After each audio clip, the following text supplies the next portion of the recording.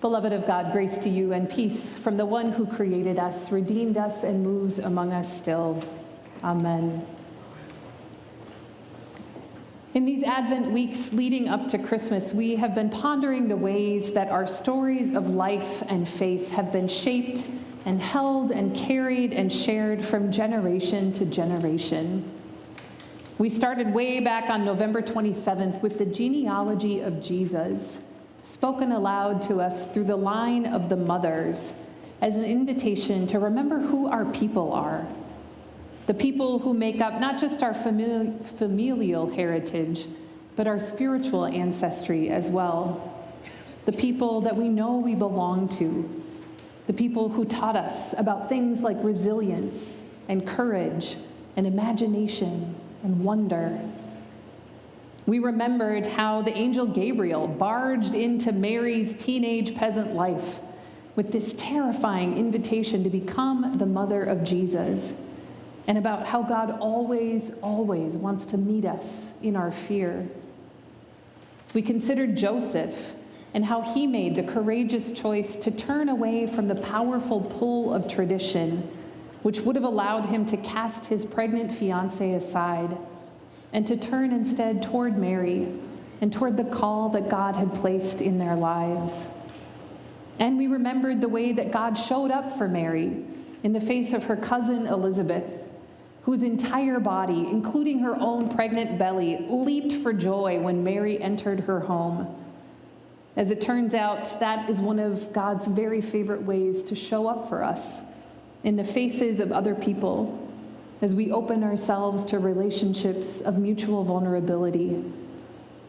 These stories have been told for generations, and whether we grew up in the faith or have functionally left the faith, or are curious and still pretty new to the faith, we are gathered here tonight thanks to the people who have been carrying these stories forward for thousands of years, tending to them with care and intention until they become for us a well-worn path through time, leading us to this very moment that we are sharing together right here and right now. It's kind of amazing, really, when you think about it. These stories that lead us to the birth of Jesus have been capturing the imaginations of the faithful and the skeptics for thousands of years. But why? The poet Carl Sandburg helps us to wonder about that in these words from his poem, Star Silver. He writes, "The silver of one star plays cross lights against pine green, and the play of this silver crosswise against the green is an old story, thousands of years. And sheep raisers on the hills by night, watching the woolly four-footed ramblers, watching a single silver star. Why does the story never wear out?" Why indeed? Well, I think, friends, that it's because we are made of stories, quite literally. Stories are the bones on which the flesh of our whole lives is built. Let me give you just one example. Right this very moment, actually, there is a cardboard box hiding on the top shelf of the front coat closet in my house in Oak Park. It is filled with Norwegian flatbread, and I hid it away the second that my mom placed it into my hands when she arrived to our house a couple of days ago, because I learned from my Scandinavian grandmothers that the only way to protect the flatbread from being eaten before Christmas dinner is to hide it away the second it enters your home. Now, I personally believe that Norwegian flatbread is worthy of a story unto itself, but really, this isn't a story about a favorite Christmas treat. It's a story about my people. It's a story about where I come from. A story that connects me to 1,000 other stories filled with traditions, but also filled with relationships and joys and heartaches, courage and failures, hopes and disappointments, contentedness, and all kinds of longings. You bring those kinds of stories into worship with you tonight as well. Some of those stories fill you with a sense of warmth and holy remembering. And others of those stories are a lot more tender and pretty difficult for some of us to hold. But all of them are a part of you, and they build one onto another until the structure of your imperfect, beautiful lives is complete. Why does the story never wear out? Well, it's because we are made of stories. Stories remind us where we come from. They remind us who our people are. They orient us toward a future that is still unfolding before us. And tonight we gather to remember and retell a story that is particularly resonant. The story of a tiny baby born to inconsequential people in the corner of a Bethlehem barn. We pass this story gently and carefully down from one generation to the next because it tells us the truth about God. It captures better than anything else God's profound desire to be in relationship with us. God's insistence on being in deep solidarity with every shape and contour of this unpredictable, messy, gorgeous human existence. It captures God's persistence in wanting to know us, to love us, to walk alongside us as our own stories twist and turn throughout time. This story never wears out because we know that we need it.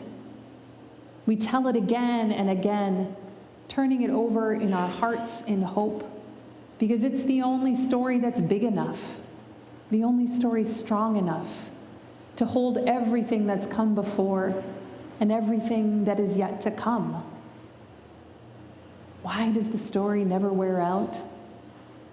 Well, it's because we are made of stories.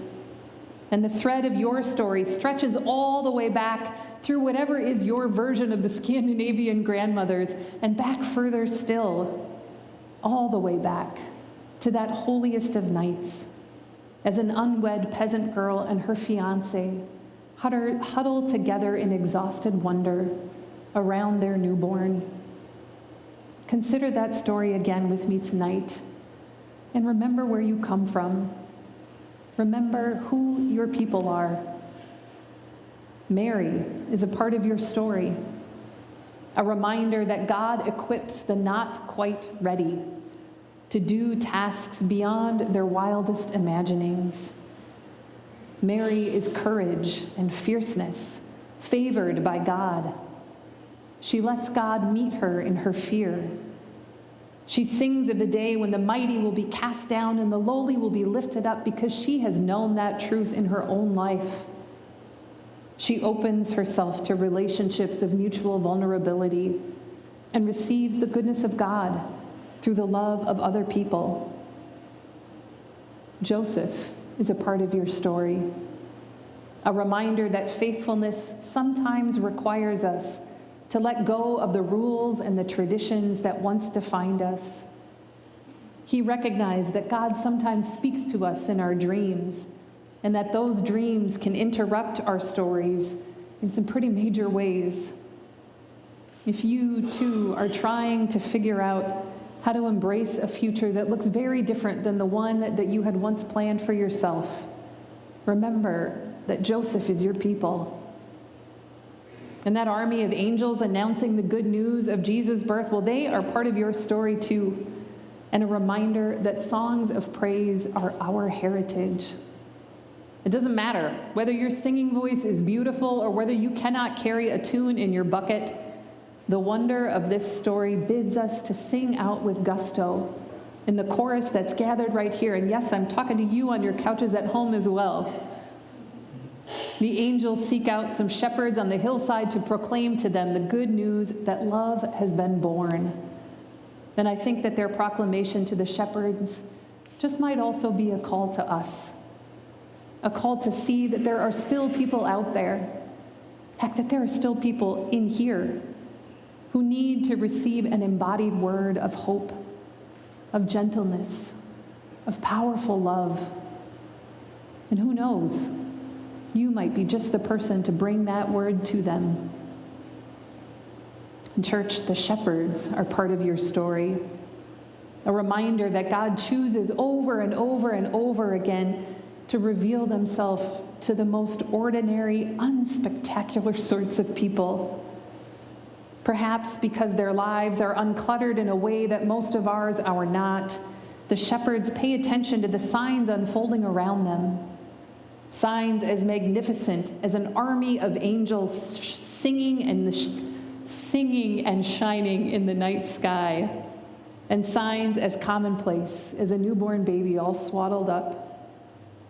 Rather than writing off these signs as impossibilities, the shepherds are moved to respond, and their response is simple. They make their way to Bethlehem to gaze upon God's own tiny, vulnerable face with wonder. They know somehow that this thing God has done is at once simple and completely world-altering. And then they go and they tell people about it. Why does the story never wear out? Well, it's because we are made of stories. No matter how your story is unfolding, may you find tonight that the sacred story that we tell here again holds space for you. It doesn't matter if the story of God born among us feels worn or irrelevant to you, or if it feels like the truest thing that you know. It doesn't matter if your focus is here or on the Norwegian flatbread that's hiding on the top shelf of the closet in your house. It doesn't matter if you live with an awareness of God's presence, or if you are still waiting for some sign that God just might be real. Your story is bound up with God's story, and with the story of God's people throughout the generations. It's a story overflowing with grace and mercy and possibility and love. And all of that is born again tonight in me and in you. Thanks be to God. Amen.